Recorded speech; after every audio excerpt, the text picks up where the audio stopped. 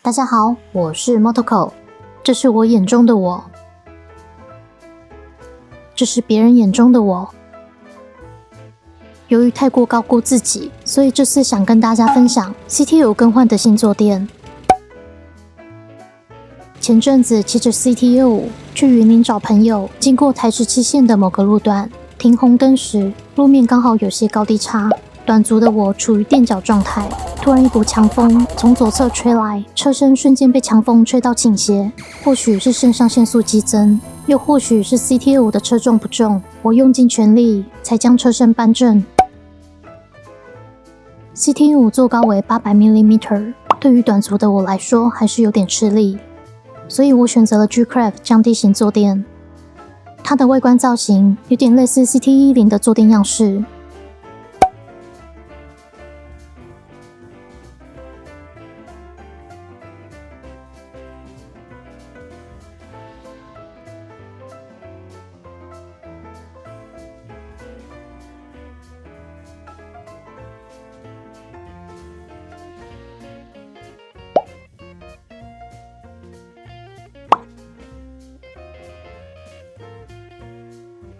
Honda CT5 的原厂坐垫软硬适中，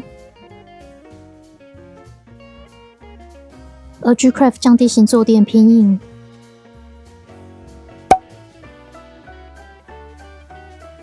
这次组装坐垫所使用到的工具是 Storelay 的双向棘轮扳手。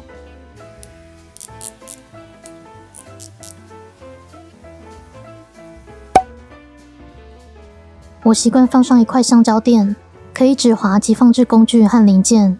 先将 Honda 的原厂坐垫拆下，拆卸松开为逆时针方向。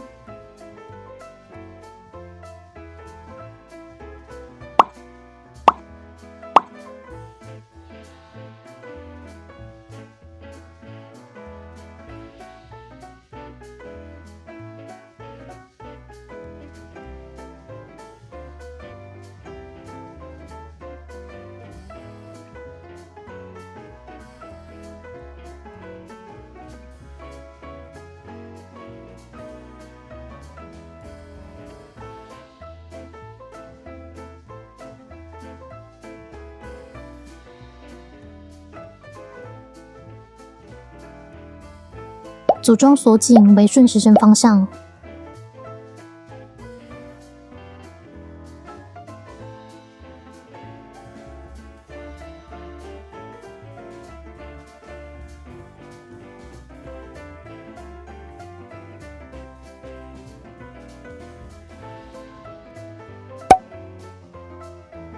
Honda CT5 的原厂坐垫和后座扶手两者间有足够的空间，可让双手握住。但更换成 G-Craft 降低型坐垫后，坐垫和后座扶手两者间的空隙变小，导致没有多余的空间让双手握住。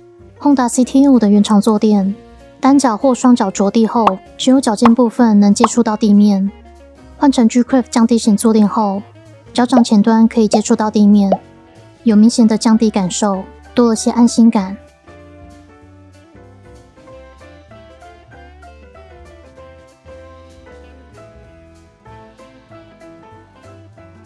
G-Craft 降低型坐垫的坐感偏硬，